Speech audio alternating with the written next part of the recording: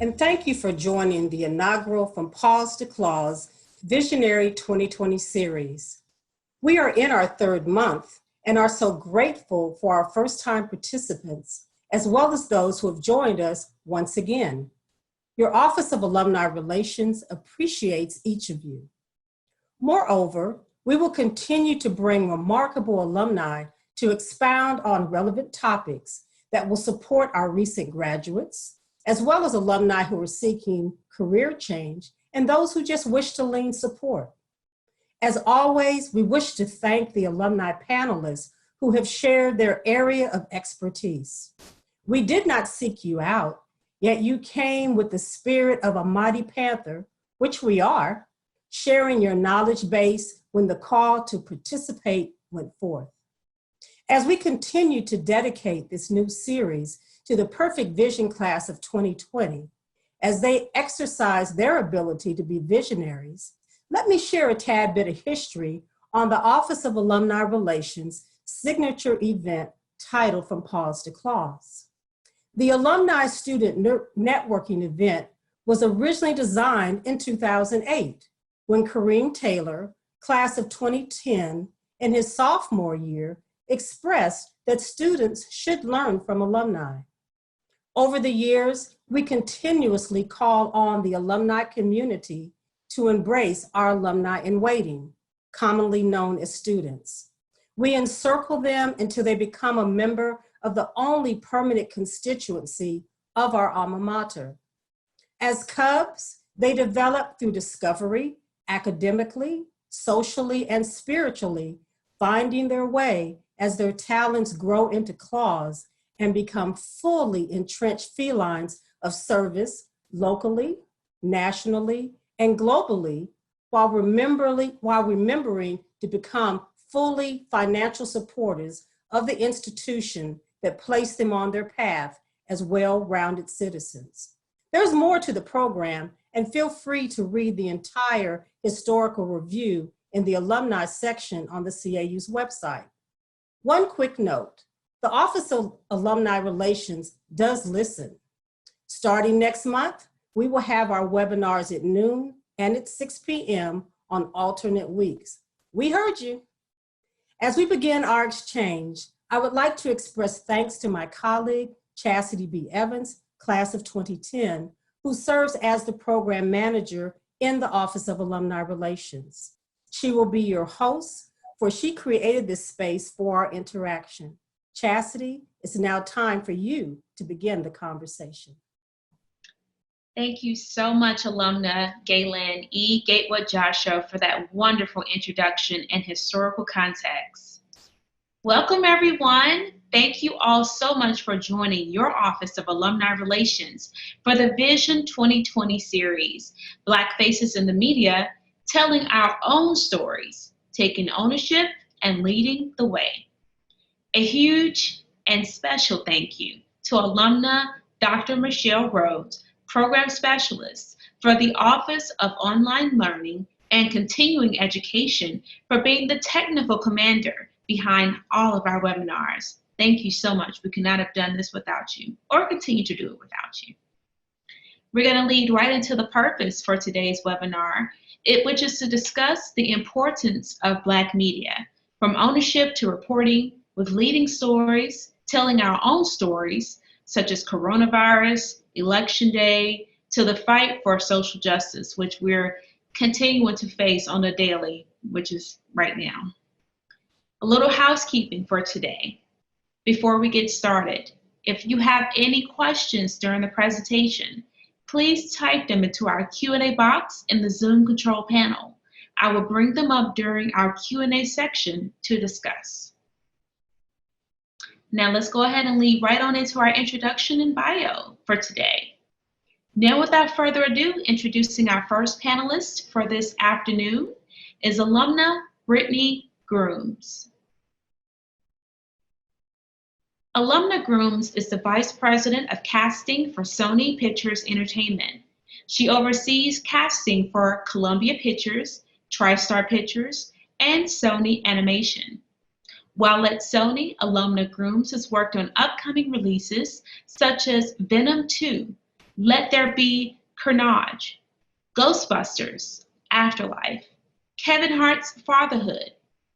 In 2019, Alumna Grooms was named as one of Variety magazine's new leaders in film.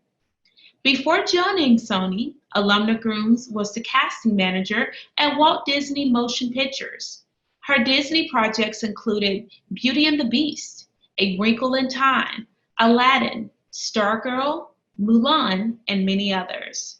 After receiving her BA in Mass Media Arts from Clark Atlanta University, Alumna Grooms began her casting career in Atlanta at Tyler Perry Studios, where she was responsible for casting background actors. She went on to work on season 1 of the hit MTV series Teen Wolf. Shortly after, Alumna Grooms moved to Los Angeles to pursue her Hollywood dreams, continuing to work in scripted television, such as Being Mary Jane, reality TV, such as The Real World and Bad Girls Club, and a feature film known as Sparkle. Thank you so much, Alumna Grooms, for being a part of this panel today and for always serving your alma mater. How are you doing today?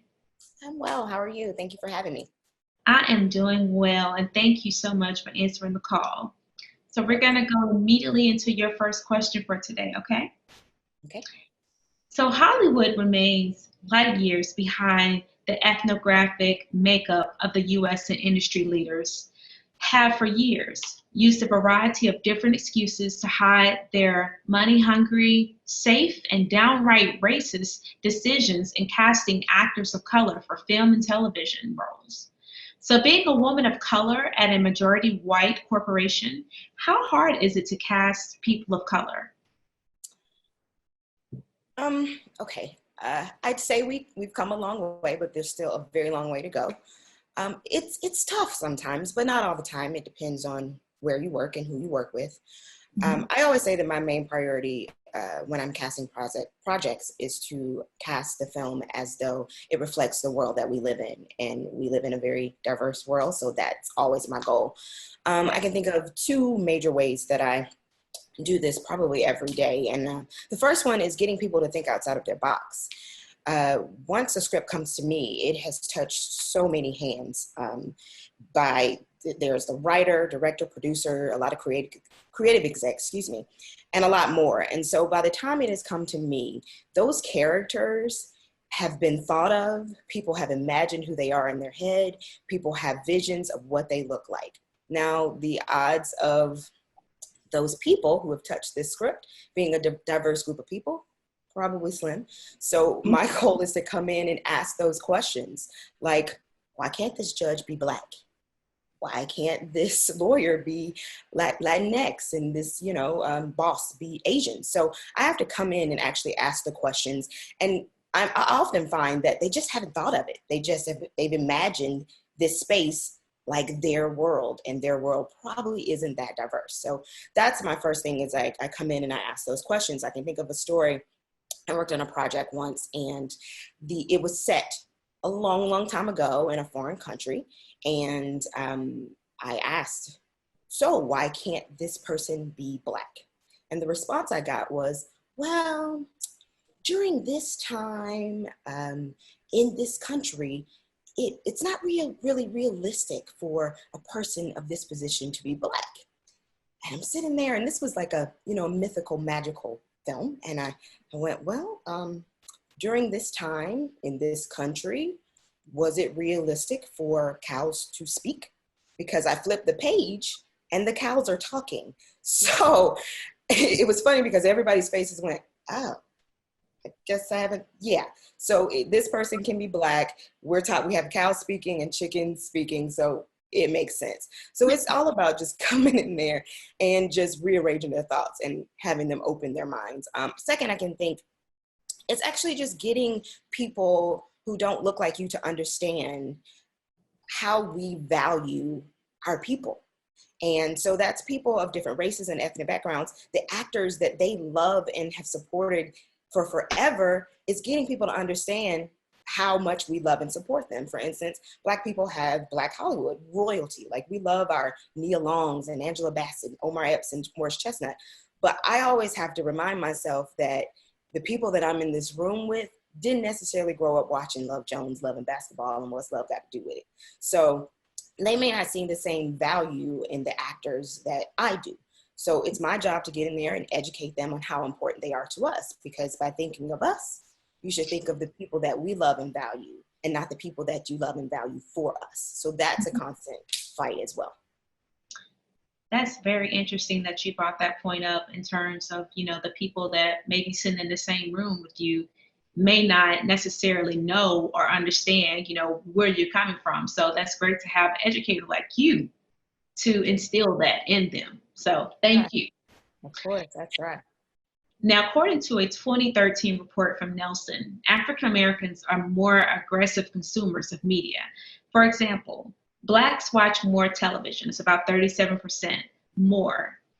They make more shopping trips, 8-to-1, compared to our other constituents. We purchase more ethnic beauty and grooming products, 9 times more, which translates to the 2 largest forces in television creation, numbers and advertisers. So, they're making a killing off of us pretty much. So despite those strong numbers and clear evidence, Hollywood insisted on practicing the same forms of structural racism as they have in the past. As Vice President of Future Casting at Sony Pictures Entertainment, what are you doing to help change this narrative and to begin telling our stories more? Now, I really love the fact that you kind of dipped in it already, but go ahead, girl, let your kudos run. I'd like to also add that the Latinx community, they suffer from the same thing as well, because when it comes to film specifically, they bring in more money to the box office than Black people do, and they have even less representation as well.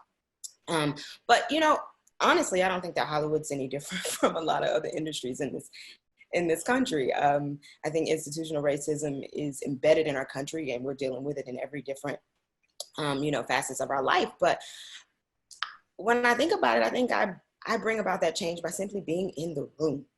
When I'm in the room and I'm the only person that looks like me, I have no choice but to stand out. I cannot erase or change the fact that I am a Black woman in this room. And if I'm in the room, that means no one else in that room can speak for or about the Black experience but me. They can sit around and talk about the statistics. They can talk about what they think, but there is no one in that space, if I am the only Black person in that room, that can speak from our experience and for and about us. So, and I take that very seriously. So I have to show up. I have to show up, and I have to show up ready to fight. If race comes up in my space, that's my space. That's my area. I can speak on that, and no one can tell me I'm wrong because I speak from that experience. So when I'm in a room and the room isn't as diverse as we would all like it to be, I'm speaking for not only Black people, but people of color all around, and especially when they're not represented in the room as well. And I always like to say that being Black is my superpower, and I'm trying to use that power whenever and however I can, every time I step into the room. You go, girl. Yes. Black power unite. Black woman power unite. Well, thank you so much, Alumna Grooms. We are so proud of you, and we cannot thank you enough for being a part of this panel today and for always showing up and showing out in an educated, classy mode that you always do. Thank you. Thank you. Of course, thank you. Oh, no problem. No problem at all. Oh, we're going to look forward to having you more, in the future. So don't worry. I'll come back. Okay, cool. If you all have any questions for Alumna Grooms, please type them into the Q&A box in your Zoom control panel now. We'll be sure to get to them during our Q&A session. Thank you, girl. That pink looks great on you with the red lip. Always, thank you. Yes, yes, yes. Introducing our next panelist for this afternoon, guys. Y'all see that the juices are flowing now, so we're really getting it on. Is Alumna Kenya Sheats. Alumna Sheats is a celebrity, ghostwriter, journalist, publicist, motivational speaker, entrepreneur, and self-published author of an inspirational memoir titled 100 Sheets. She's also the CEO and founder of My Way Magazine, a faith-based lifestyle and entertainment online publication. In the last 6 years, Alumna Sheets has utilized the My Way platform to encourage readers and viewers to push for greatness and educate them on how to make the most out of every opportunity on the road to dream chasing and success. She has also had the pleasure of capturing exclusive behind-the-scene footage at movie screenings, movie sets, press junkets, press conferences, concerts, and many more. Not to mention, the multifaceted media maven has interviewed gospel celebrity recording artists like Kelly Price, Erica Campbell, and Jonathan McReynolds. She's also interviewed actor-singer Tyrese Gibson. Ooh, girl, all right. Actor and rapper Mac Wiles, Jamal Anderson, former Atlanta Falcons linebacker, singer Lloyd, producer DJ Drummer Boy, and Grammy Award-winning R&B group 112, and many more. Let's welcome Alumna Sheets to the panel. How are you doing today, ma'am? Hey, I'm wonderful. How you doing? Hey, everybody. Good. Thank you so much for being a part of this panel and for always serving your alma mater. We cannot thank you enough. You're welcome. So we're going to go ahead and go into your question for today. Lamenting the lack of consciousness from the handful of multinational corporations responsible for the books our people read would get us nowhere, as demonstrated by what has been published over the past century. Editors will publish books they know are risky, but they feel are important, although the same manner is not done with books written by people of color.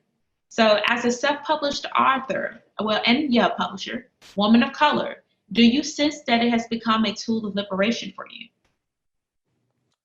Thank you for asking me that question. I'm pretty sure, we've all, went to school in the United States, and we read some of our history books, okay? And we know that a lot of the content that is written in those books doesn't just express the whole, evolution of America and how it was about, but it's more so written for us to learn how to be Americans, but not how to be humans in America, if that makes sense, right? So just how to operate throughout the system. A lot of us probably like, why are we learning this kind of math? We'll never use it. However, they knew just, you know what I'm saying? It's certain things that, we wasn't taught entrepreneurship. We wasn't taught, basic life skills in the classroom, but these people knew that, whatever they was teaching us was with a purpose, whether it was for position us for our greatness or position us to fail. It was just certain things that, they had an agenda, to literally educate everyone, no matter if you are Black or white, certain white history. And I love that you brought this question up, because I went to an HBCU to learn my history, and I always knew that I wasn't learning everything in the history books in that text, because I couldn't identify what exactly who they were talking about, and it wasn't Black Americans, it was white Americans. So being able to go to Clark Atlanta University and being able to sit in my African American study class with Professor, I know her name, Charmaine Patterson. And I remember her name just because Professor Patterson literally impacted my life, okay?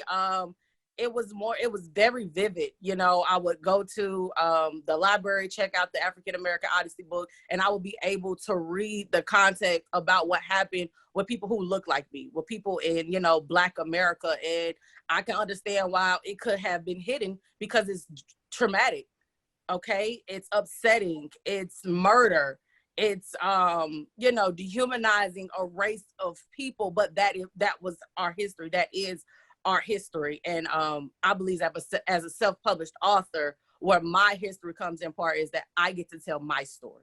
right? And I want to use my platform to encourage and to educate people on the truth. And it's basically, you know, just here it is, 100 Sheets, which is an inspirational memoir expressing God's love through vulnerability. But it's also my perspective, you know, my perspective on reality and how to navigate through that, but with, you know, relatable life skills. You know, we're all going to go through things in life.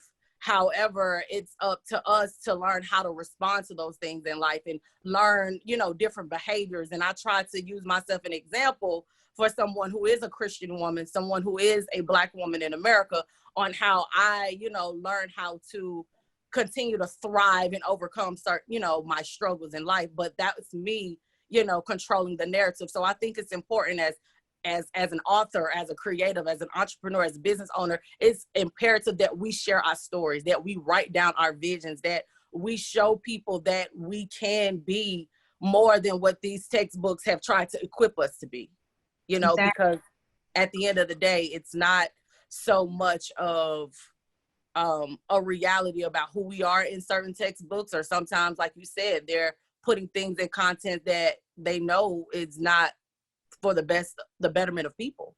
Okay. Yeah. It's a lot of trash. It's a lot of filth. It's a lot of, you know, things that just, It's a lot of say it again. There's a lot of falsehoods, things that are not true. So Are not true. And people are, and the more that you see it, the more that you hear it, like the news, the more that you believe it. But that's not always the truth. So it's necessary for me to write my truth. It's necessary for you to write your truth. And everyone has a story, you know, and we all have people in our lives that can impact and benefit from that story. So I choose to write mine. Yes. well, I'm looking for you to text your truth down there in the control panel. So Okay. we support you today and purchase that book. Okay. Thank you. As I would love to support as well. I mean, because, you know, alums, you know, friends of the university, students, we have to support our alumni and we have to support our businesses, you know. And while we have a bright, intelligent young lady right here that, you know, we're having this conversation with right now, support her, you know, purchase her book, you know, go ahead and spend those coins. You'll be all right. Supreme can wait, you know. Yes. All right. I love it. Now, as a celebrity ghostwriter, it is good to know your limitations due to African American ghostwriters having been oppressed by those who have stolen intellectual property from them, taking credit. You know, we've received that a lot. Mm-hmm. Utilizing your innate talent, taking ownership and leading the way with your gift, since no one does it better. Or is it more respected to stay behind the scenes and allow the people, the greats like Michelle Obama, Beyonce, or Oprah, place their names on the cover? So in this time and way now, which one is better? What's the better option? In this time of gratitude, in this time of servitude, like I am someone who uses her gift to serve and to bless others. Mm-hmm. However, that gift, when sometimes in the beginning, when it was stolen or taken away, social media, especially because I am an online business owner, I have had to question, is plagiarism even a thing? Okay, when it comes to social media, it's a lot of, you know, lazy creatives is what I like to call it, and we like to call it curators, you know, CUARTO. It's just because, you know, it's something I like, and then we just put our names on it, our brand logo, and we call it ours. But I'm a type of person who doesn't have a content calendar. I literally post like how I feel in that moment. So everything that I create in content is organic. And it used to really tug on me that people would just copy and paste my status, but wouldn't give me credit, you know. But I also had to look at it as, well, Kenya, they thought that it was good enough to even use it, you know. So I had to change my mindset and say, okay, it makes me uncomfortable, but if I can be a blessing, then use it. But please give me, you know, it's like, give me credit. But at the same time, we all know that, you know, Jesus healed 10 and only one person came back to say thank you. So I'm just, you know, like I said, I'm in position to serve. So, y'all, it's, what does Erykah Badu say? Please keep in mind, I'm an artist and I'm sensitive about my stuff. That's that's how I am. Look, as you should. That's Listen, your brain. you know, that's how I felt. But to get to the point of, do I mind being behind the scenes or writing for a Beyonce or Michelle Obama or Oprah? Can they get the credit? Absolutely. And I want to say that because our gifts make room for us, right? And I know that I'm not going back to a 9-to-5. So if my gift is going to operate in a capacity where it's like I'm not getting the full credit, but it's serving a greater purpose, then I feel like I'm being a team player. For example, I just got finished writing an EPK, or designing and writing an EPK for a cast member of Tyler Perry and Oprah Winfrey's Greenleaf. I can't say their name. Thank you. And I can't say their name, but I'm still excited because that show just went off air. So these people need a job. And the content that I was able to develop is going to be used as material to help them secure their next role or their next film. So to be a part of that, you know what I'm saying, is a blessing within itself. It's opportunity, right? It's increase. It's favor for me and my gift, but also to say, like, in my mind, dang, so-and-so just got a job because I was able to, you know, be selfless, right? And to just be intentional and saying that what I'm writing is with purpose and it's helping someone with a greater purpose. So, I'm a versatile writer, have my own voice, you know, my own voice. People can hear me when they read my writing. However, I know that my gift is not just for me, right? And that we are put in positions to serve, and God will use us in whatever capacity, especially if I'm saying, Lord, make me a blessing. So I would love for Michelle Obama or Beyonce, you know, to hit me up. I will write whatever it is that you need me to write for you. Okay, that's the name of my business. Can you write for me? I will definitely write anything that you would like for me to write, and I'll keep it confidential, but just pay those coins, and we'll be good. When it happens, just know. Alumna Chastity Evans spoke it first. Thanks. Okay. Yes, can I get a Range Rover after Beyonce? All right. I love it. Thank you so much, Alumna Sheats. I'm so proud of you as well. And, you know, we know that you are going to bless more than you're saying that you're doing now. So thank you. Yes, and don't definitely drop that information down there in the panel, okay? If you all have any questions for Alumna Sheats, please type them into the Q&A box in the Zoom control panel now. We'll be sure to get to them during our Q&A session. Thank you. Thank you, girl. Thanks.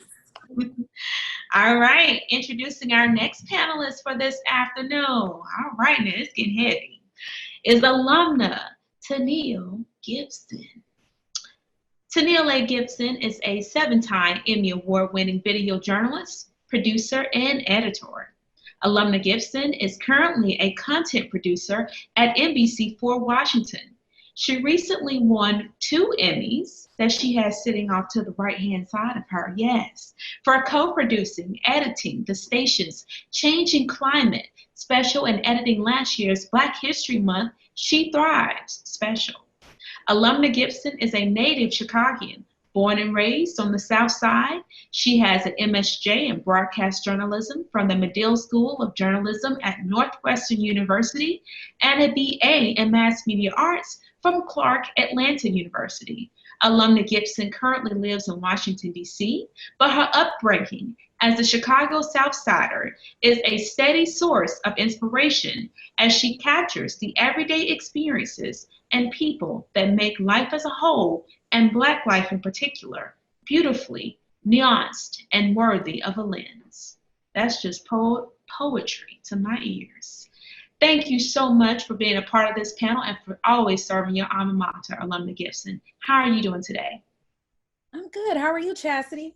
I am doing well. I am so happy that we finally got you on a panel. Yes. Okay.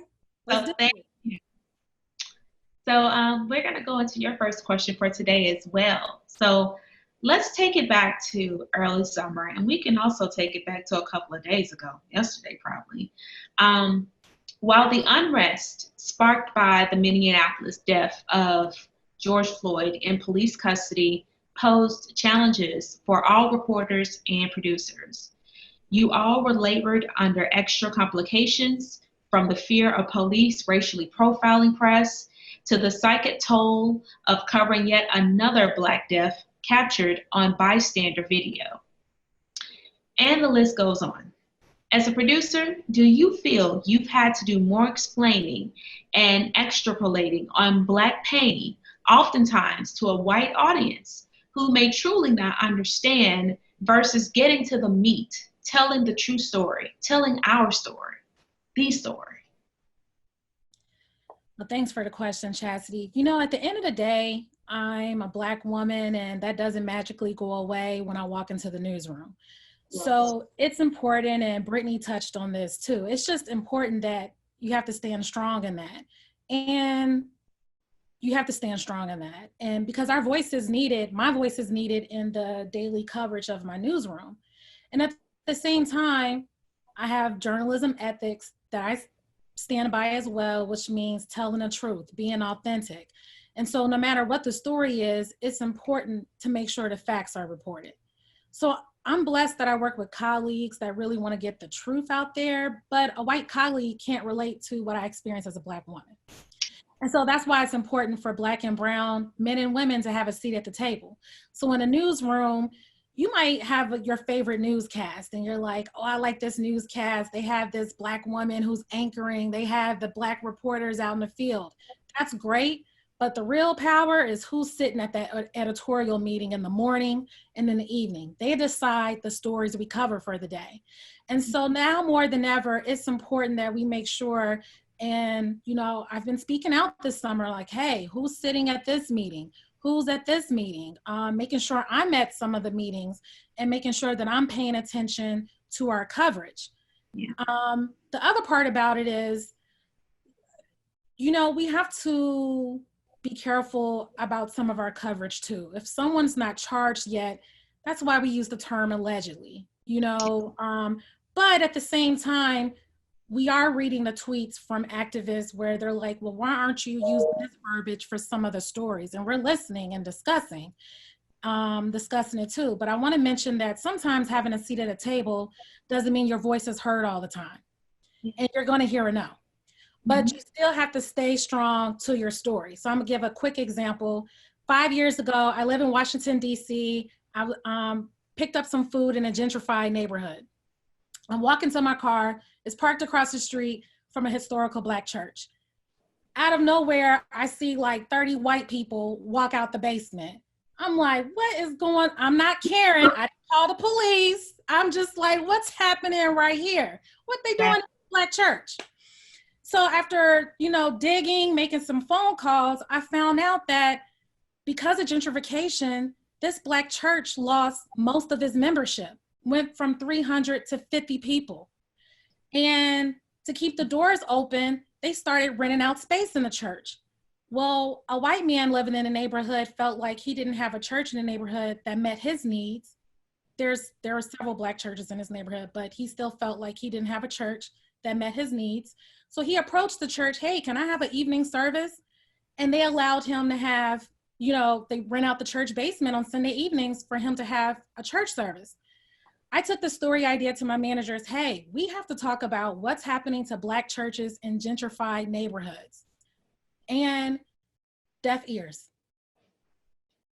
And I could just walk away and say, well, they said no, but no, for me, I'm passionate about it.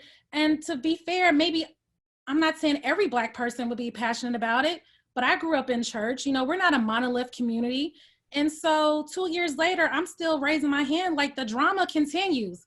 Now this white church that's in the basement of this Black church, they're bumping heads because the white church wants to start having service in the sanctuary, and they want to move the Black church to the basement.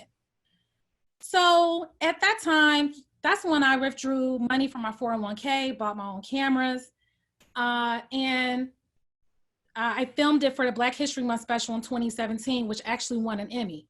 Yeah. So I just want to say for people to be encouraged, sometimes you're going to get no's for some of your ideas. People might not understand it, but still continue to press on with your story ideas and creation. That's amazing. And I really would love it when we finish, when we conclude with you, to type in where we can find those stories that you've done, because a lot of them, you know, people like me, we do follow them, but for some of the people that are on this call today that may be interested in looking more into things like that, please drop it so we can follow you. Now, as an Emmy Award-winning producer who happens to be a woman of color, producing stories such as these have got to be complicated, you know, by thinking of the risks and that your brother's father, you know, and community may suffer for simply being born with darker skin. So what are you doing to tell our stories other than purchasing this camera, you know, winning Emmys? Like, I mean, you're killing it. And no doubt we see it. But what can we do as well? Okay, well, like you said, you see it. I've been telling Black stories, whether it's at work, whether it's on my own time. I always have a camera. I appreciate my friends who allow me to film them. Whether we were on vacation, I filmed the engagement of some good friends, the Butters. And it's just, it can be the smallest things, but there's slices of Black life that we need to see, because honestly, that doesn't fit the 6 o'clock newscast. But I think there is a space for us to see Black life outside of, unfortunately, the crime stories that, you know, we have to see at the top of our news. And so I try to include that in my social media. That's actually something I'm working on, where I have so much footage from over the years where I just want to upload it and be a source of Black joy when you look at this page. An alternative to some of the other hard news that you see. And to your point, for everyone else, I enjoy looking at my friends' social media, whether they're posting their kids, their workouts, the smoothies they're making. It's all storytelling. It's inspirational. Oh, you put celery in there today? I tried it. I'm not going to do that again, but I'm glad I got that idea from you. But at the same time, I want all of us to be responsible about the stories we're sharing, because there's a lot of misinformation out there. And your platform is powerful. We're all watching. Just because someone has on a doctor's doctor coat doesn't mean they're a doctor. So sometimes a quick Google search after you see something, it will debunk something that's going viral. Maybe you shouldn't post it. And we're in a critical stage right now before this election. The Russians are very tapped into American culture. And so we just got to be really cautious about the information we post and share to our friends, family, and on our social media. It's all part of that storytelling. Yes. And guys, I love her storytelling during homecoming. Oh my God, her videos are so lit and so happy and beautiful. I mean, it's just, you need to post some of those again, like Teneille. They are beautiful. Like she really tells the true story of a CAU homecoming, a Black homecoming. I mean, it's like no other. It literally should have been like on BET or something, or, you know, VH1 or something. So yes, highlights, kudos. Thank you so much, Alumna Gibson. I mean, girl, we are so proud of you. I am so stoked about this panelist. I'm just like, oh my gosh, I can't stop smiling. But please, don't forget to definitely drop your information in the chat so people can begin to follow you. If you guys have any questions for Alumna Gibson, please, guys, type them into the Q&A box in our Zoom control panel now, and we will be sure to get to them during our Zoom, during our Q&A session. And I see that we have a lot of questions, so we're going to have some fun today. Thank you so much, Alumna Gibson. We truly appreciate you for coming out today and for definitely bringing the heat. Last but never least, introducing our final panelist for this afternoon is Alumna Yvette Jones. I got it right. Ha-ha. Alumna Jones is an award-winning communications professional with comprehensive experience and expertise in broadcast journalism, media relations, and public affairs, spanning more than 2 decades. Alumna Jones began her career as a television news anchor, reporter, and producer, working from top-rated network affiliates in Georgia and North Carolina. Prior to transitioning to the field of communications, Alumna Jones produced nationally syndicated news stories and documentaries focused on children's health and wellness issues for Atlanta-based Connect with Kids, known as CWK, network, and served as a freelance traffic anchor for Fox 5's Good Day Atlanta via the Total Traffic Network. Alumna Jones currently serves as the Director of Communications for the Office of the DeKalb County District Attorney, where her work encompasses a wide array of communications tasks, including strategic messaging, agency branding, and reputation management across mainstream, digital, and social media platforms. Prior to this role, Alumna Jones held the Director of Public Affairs position for the Office of the Fulton County District Attorney, earning that agency its first ever Emmy nomination for a series of video profiles highlighting citizen heroes. Throughout her career, Alumna Jones has received several industry-related awards and garnered recognition and accolades for her writing, producing, and on-air skills. She is committed to crafting messaging that is creative, compelling, and impactful. Thank you so much for being a part of this panel and for always serving your alma mater, Alumna Jones. How are you doing today? I am excellent today. Thank you so much for having me. No problem. Looking gorgeous in this yellow, girl. Thank you. So we're going to go right on into your question for this afternoon. Combined employer bias and a still mostly white talent pipeline creates barriers for racial diversity in the communications field. Industry leaders are still trying to figure out best practices for breaking them down. But unlike in decades past, increased awareness of the issue and research on solutions have now made action possible.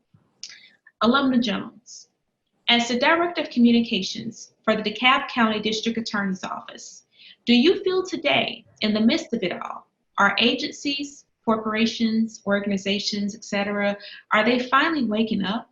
Like, how is the response different from 30 years ago? Well, the first thing I'm going to say is I see what you did there, telling my age without really telling my age. That's all right. That's all right. Young into some of these college students. What you talking about?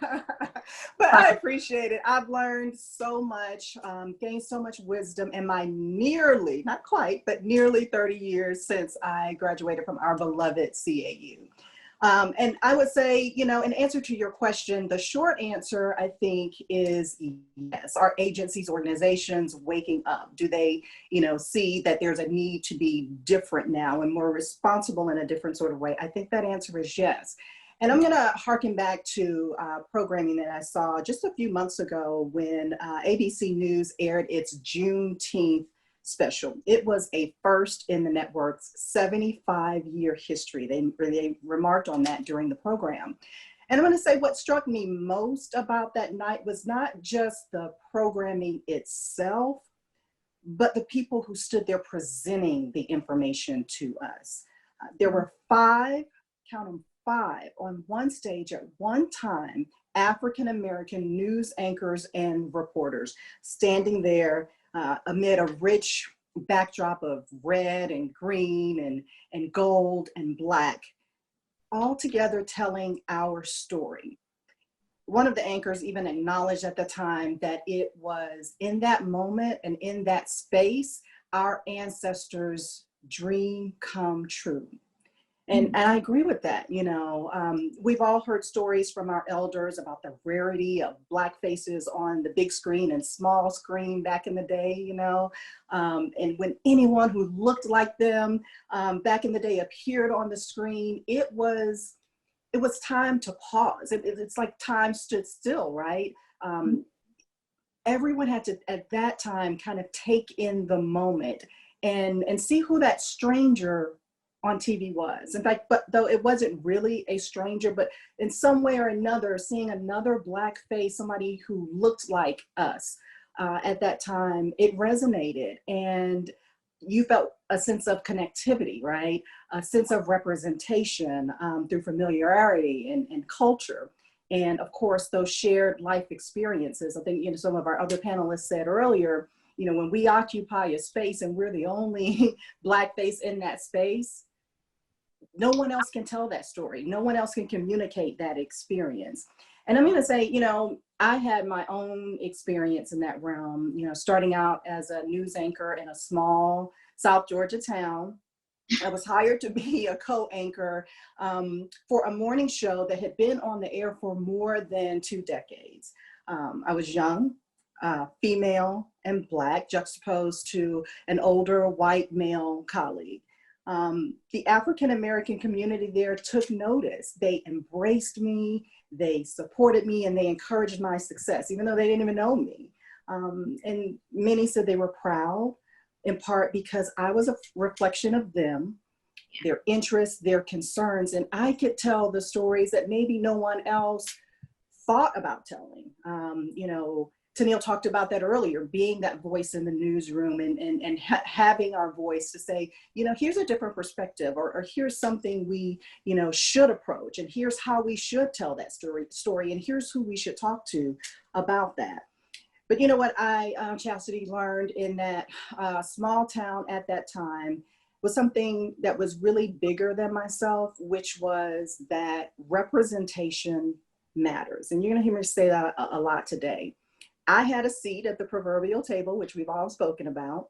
I had influence on the stories that were told and how they were told. And I was able to offer a perspective from my life experiences. And I had a voice that was representative of many others, and I was privileged to use it. And I'm gonna say that, and we all know this now, that the opportunities for African Americans to be seen and heard today are plentiful. There's so many different platforms that just didn't exist before. Before it was, you know, can I be on TV? Can I be in the movies? Can I be, you know, a news anchor? Now there's just so many platforms to be seen and heard. But we gotta be careful with that and use it, those platforms with responsibility, I think, and accountability. We are definitely creating our own places and spaces, and that's a good thing. And I think companies, to your earlier point, are starting to realize this more and more, that diverse representation across all spectrums matters. It matters in media, it matters in communications positions where crafting, messaging, and brand management and reputation are critical to agency success. Who's saying what? How are they saying it? When and why are they saying it? Who's the audience? The messenger or team of messengers should reflect what that company says it values, and there should be a diverse mix of input that reflects the diversity of the audience that company, that agency, that organization serves. We have to have a seat at the table. We have to have a seat in the spaces where decisions are being made. To Teneille's point earlier, to Brittany's point earlier, we have to be those voices in that room and offering different perspectives and helping our colleagues see things a different way. So I'll say that yes, the landscape is changing, but there is always, always, always room to grow and more to be done. I agree with you on that one. And you literally just tied it right into your next question. Despite the expectation now that the United States will become a minority white country in the next 2 to 3 decades, progress on hiring more people of color in communication sector has been slow. So in addition to bias at the executive level, part of the problem begins in colleges and universities. So underrepresented students are less likely to build a professional network in communications, building a strong support group among other students in their field, and experiencing comfort interacting with other students in the classroom and in their extracurricular activities. I know I read a study in 2019 by the University of Alabama and North Carolina A&T University, published in the Journal of Public Relations Education Journal, that stated that. So do you feel that Clark Atlanta University, do you sense that we are preparing our students to compete with jobs that are now undergoing a mass digital transformation?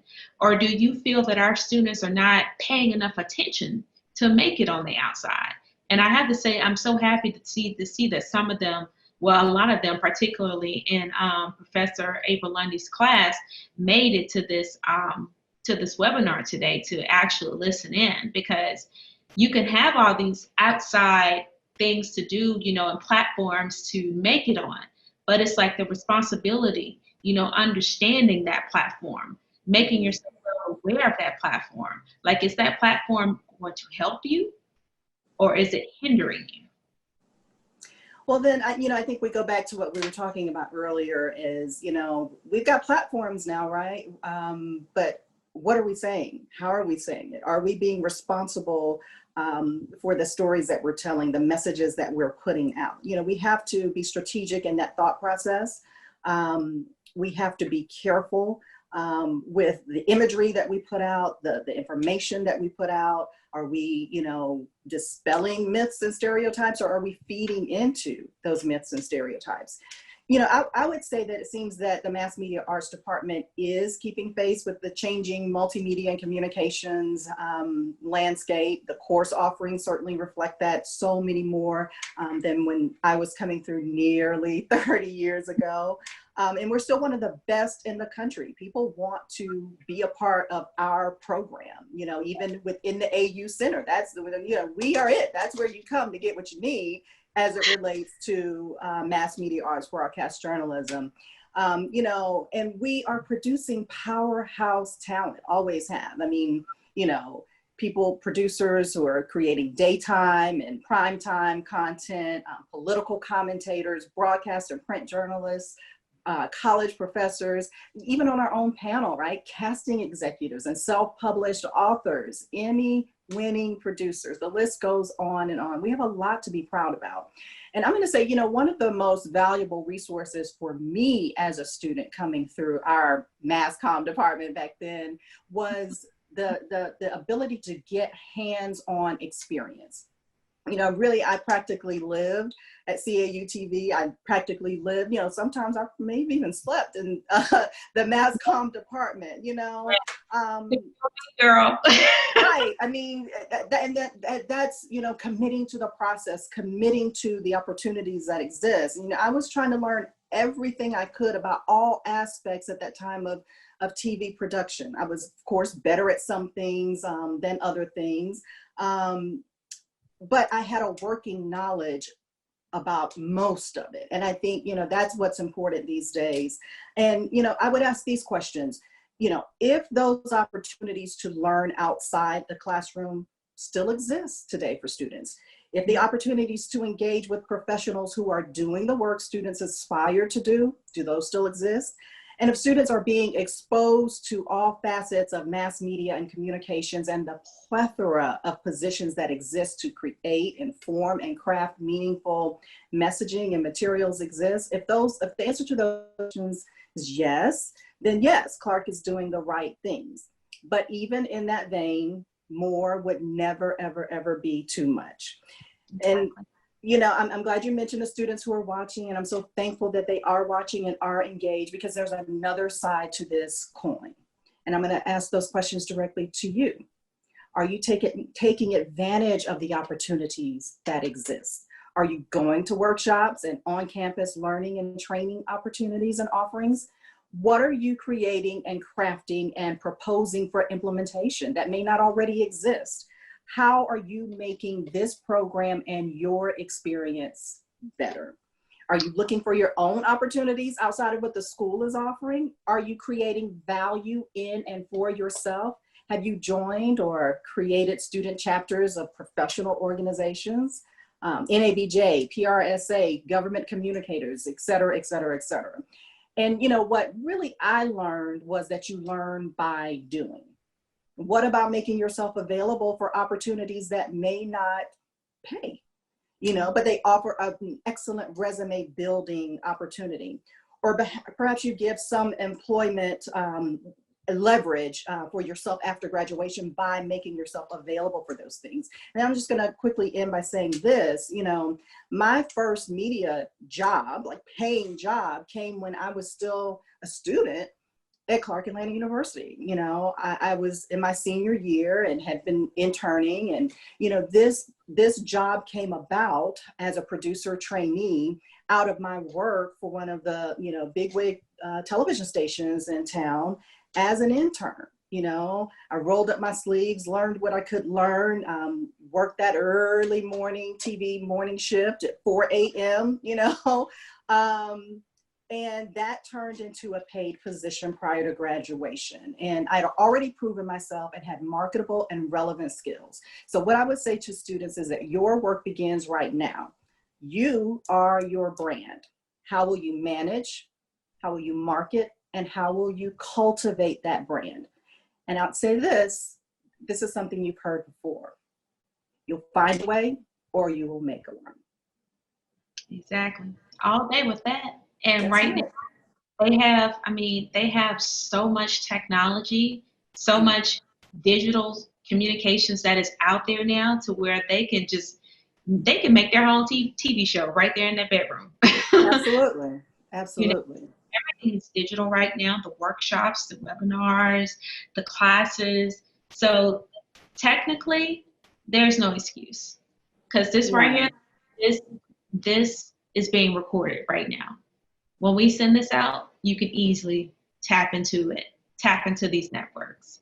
And you know, it is so much easier now because, you know, yes, there is so much technology, but, you know, even the least of which is a cell phone these days that you can do so much with. And so, you know, my challenge would be to really consider and think about, you know, being creative and how do you create spaces and opportunities for yourself, you know, by yourself, for yourself in this space that we're in right now, that it doesn't have to be, what did someone give me? What is someone doing for me? What is, you know, did someone tell me about this internship opportunity? Did someone, you know, what are you making your way into spaces where maybe people like you don't exist and you're crafting and creating that space for yourself?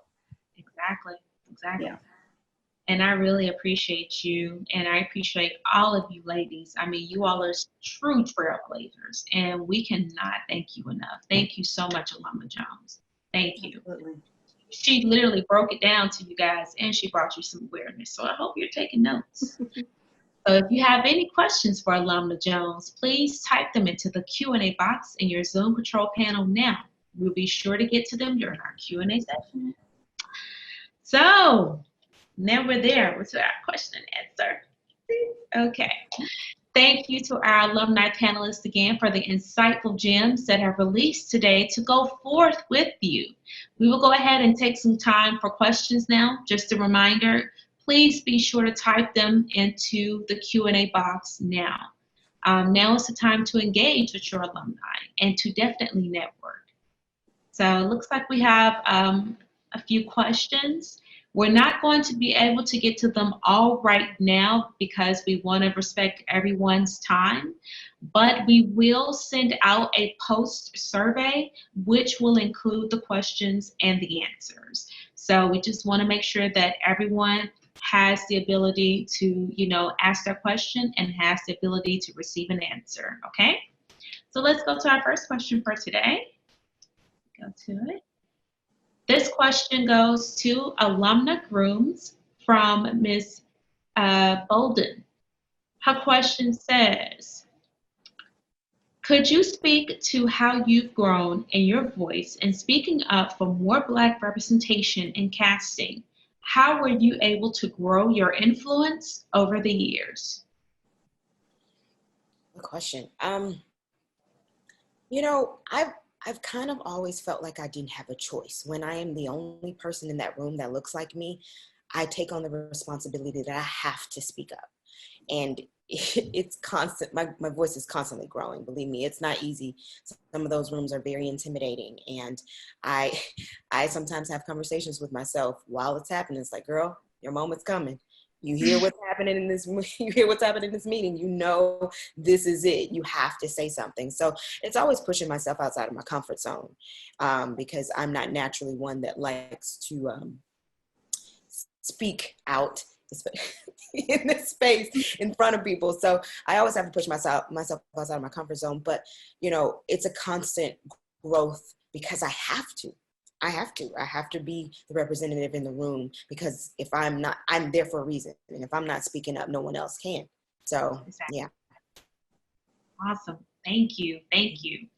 Our next question is for Alumna Sheats. And this question comes from, let me go back to it, Miss Harris, Gwendolyn Harris. She said, how did you begin publishing your books? What was your process? Ooh, how did I begin publishing my books? How did I begin? I just feel like the process of me publishing my book, or even just writing my book, y'all, just not even to make anything traumatic, but just to be transparent. I basically experienced a tragic death from my close friends from childhood, Keon Cooper. Very devastating to my heart, very close friend. And literally like 3 weeks later, I had a traumatic fall down the steps the night of Thanksgiving.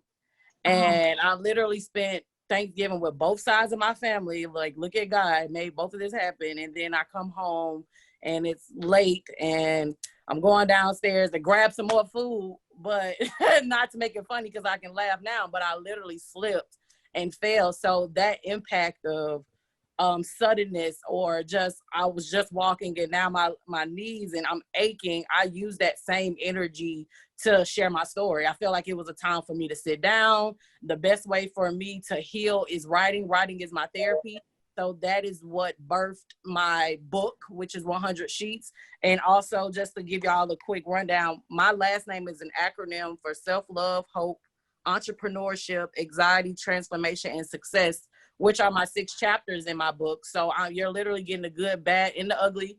It's motivational affirmations, a gratitude journal, and literally I just had to channel that energy, like I said, and put it somewhere that I could bring my story and my life to the forefront, because I'm always behind the scenes. The process, because of 6 chapters, I wrote a chapter a week. Doesn't really take me long. The most tedious part of writing a book is the editing process, but I also grew as an author because I'm a graduate from Clark Atlanta, but my degree is in journalism. So I went from transitioning from a journalist to a self-published author. Like, everything was a transformation process. I healed in the process of writing my book, sharing my story. So, you know, just from tragedy to triumph to self-publishing, I use Amazon, Kindle Direct Publishing. I am a 100% profit book business owner. I just use them to print and I sell and market myself. But it was a process. But if I can do it, you can do it, basically. Exactly. Yes. Thank you for sharing that, and You're welcome. sorry for your loss. And It's fine. We're here to support you. Thank you. You're welcome.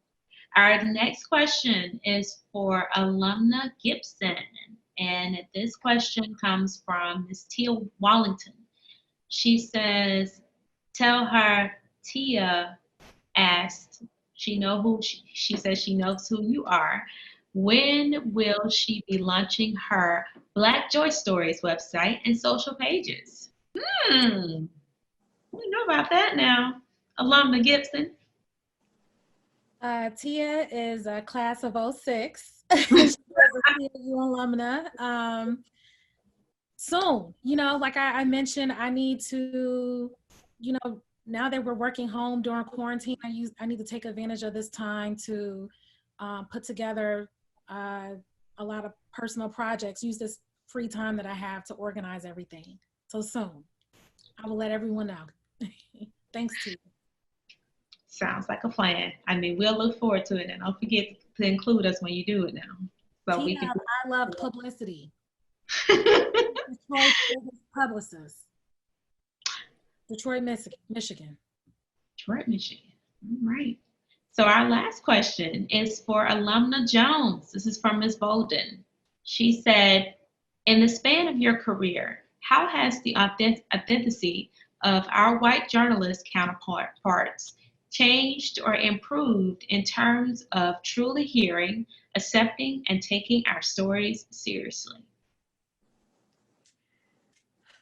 It definitely has evolved. I think we've moved from a time of sort of obligatory Black presence and people of color presence in, television spaces and in other spaces to really valuing what our experiences and voices bring to the table.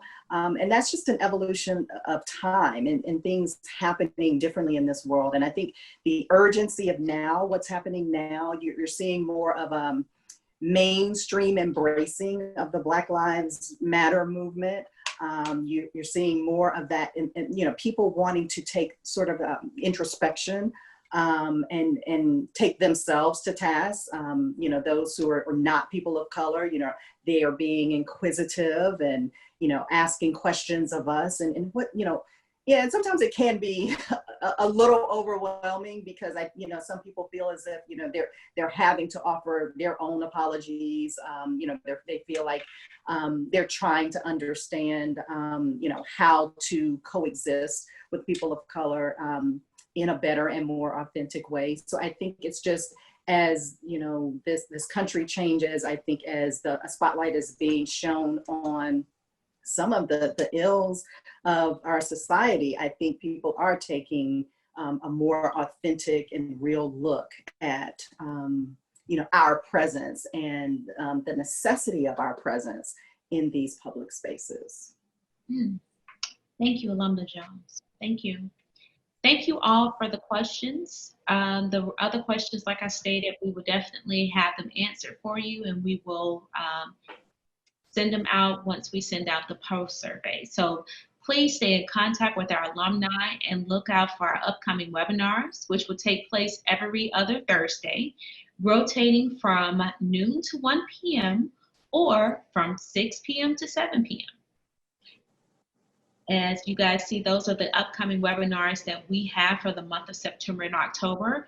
If there are any alums on this panel today listening in, if you feel that you are interested in speaking to the When You Reach the Top or Self-Care or CAU's Black Excellence, please don't hesitate to sign up for it. Well, great. Thank you, everyone. We appreciate you being here today. Special thanks to my colleagues, Senior Director of Alumni Relations, Mrs. Galen E. Gatewood-Joshua, and Dr. Rose for their stellar service, and to our wonderful trailblazing panelists for a remarkable job today. Thank you again for joining us, and we look forward to seeing you guys again in September at 6 p.m.